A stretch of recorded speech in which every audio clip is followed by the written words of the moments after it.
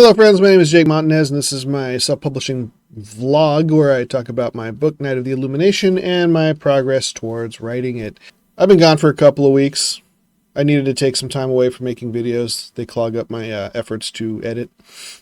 My migraines have slowly degraded to a very low baseline now. I haven't had any pain meds in a few days, other than some precautionary ones yesterday because I needed to go out and do a lot of things.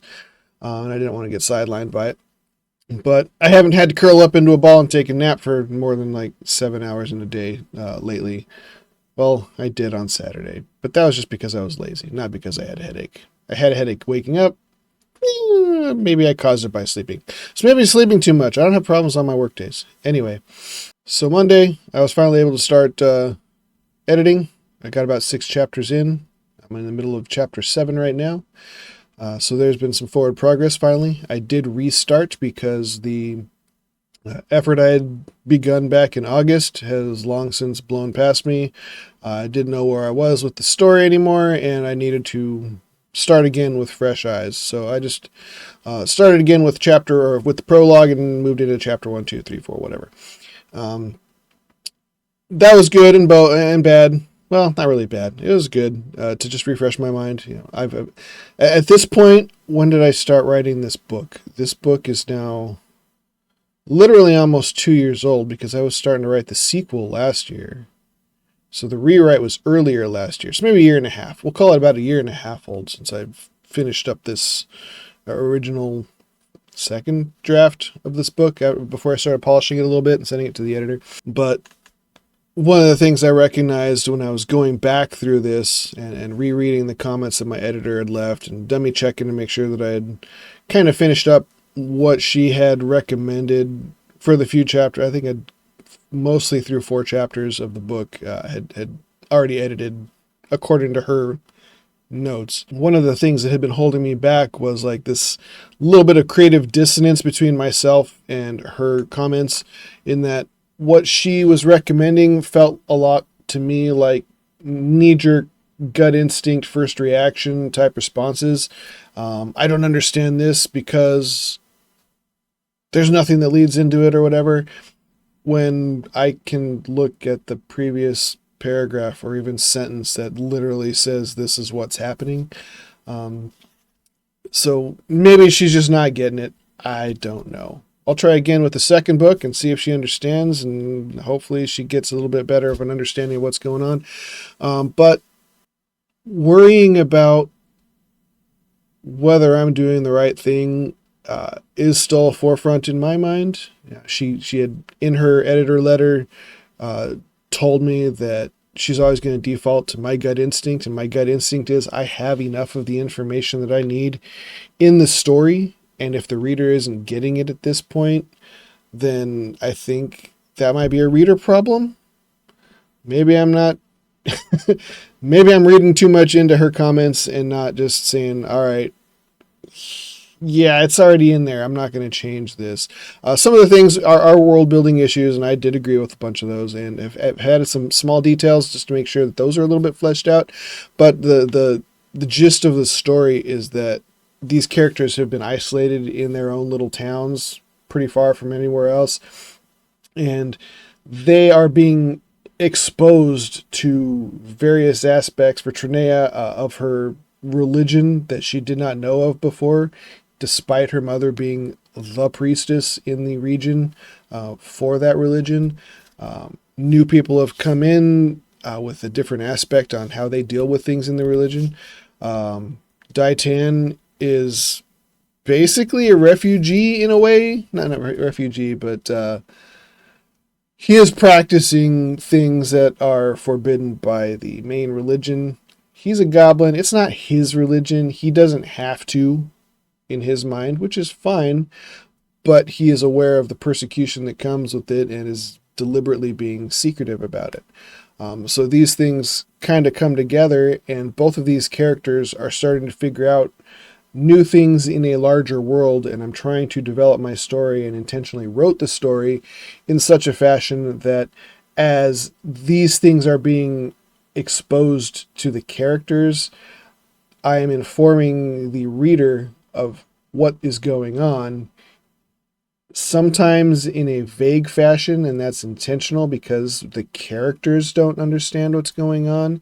And I don't like when a story is in your face about what is happening every single step in the way. I'm not going to hold your hand. I trust my readers to understand nuance, inference, have recognition, like pattern recognition between things that have happened, and to kind of piece together some of the things on their own.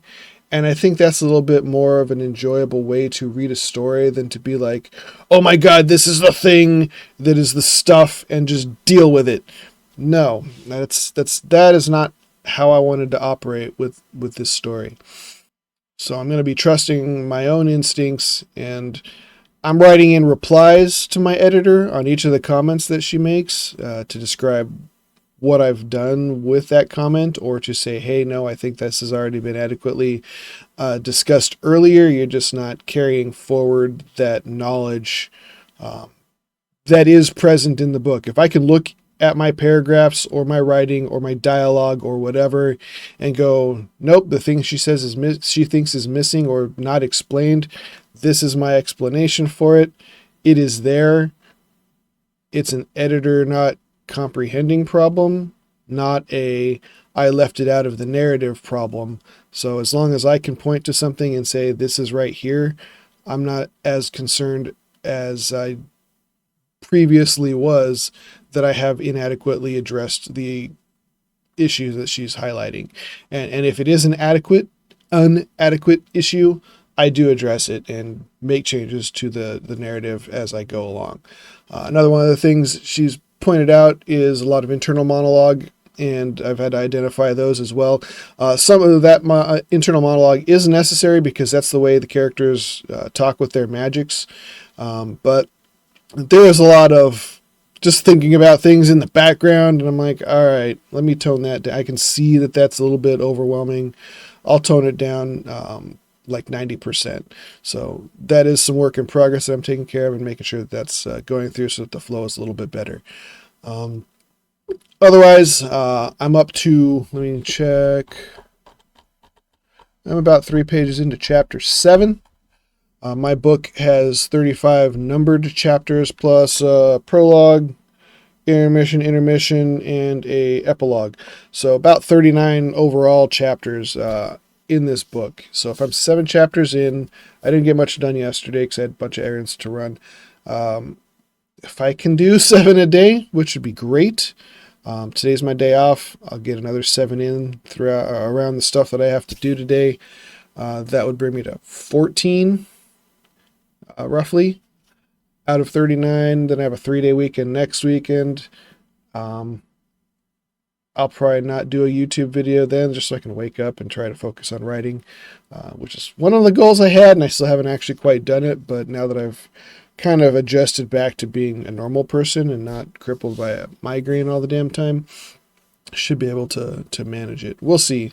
My videos are going to, like I said, get cut down quite a bit until I can get at least this book done, and then I can not rest easy because not NaNoWriMo is coming up. I'm still going to write, but I'm not celebrating NaNoWriMo this year because of random stuff I keep seeing on the interwebs.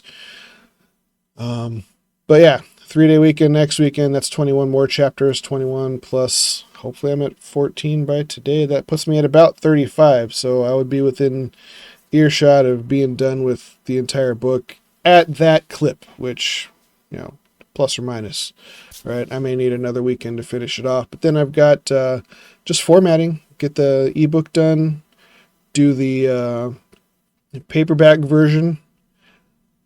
I'll probably not release the paperback version until I've had a chance to get a copy of it into my own hands, just to proof it, make sure it's good. But as long as I can get the editing done and the formatting, the ebook should be fine to be released by the beginning of November. And then delay that book, the paperback, just a smidgen after that. And that's it. A couple other things like getting ISBNs and stuff from Bowker. I'm running low on cash, so we'll see how the book cover costs me. And Bowker should be about the only, well, that and I haven't decided between, is it Vellum and I forget what the PC version is. So anyway, I got to get an editing program, not an editing program, a formatting program, and get that cover done.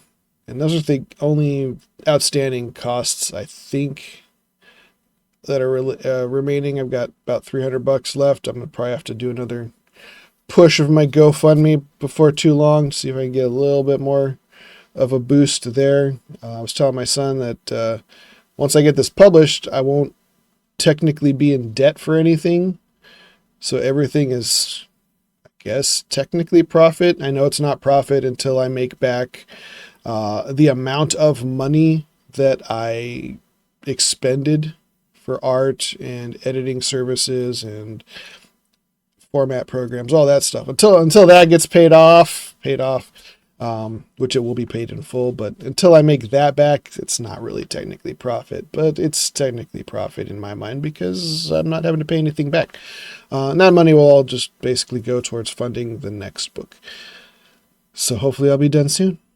If you've been having fun learning from me, or at least laughing at me for being a goober, during this whole process of figuring out what I'm doing with editing and getting everything set up for self-publishing, I appreciate you. Thank you for watching my videos. Please click like, share these things, subscribe, set up notifications on whatever platform you are, let people know about me. I think that's about it. That's the spiel. Again, thanks for watching. Have a nice day.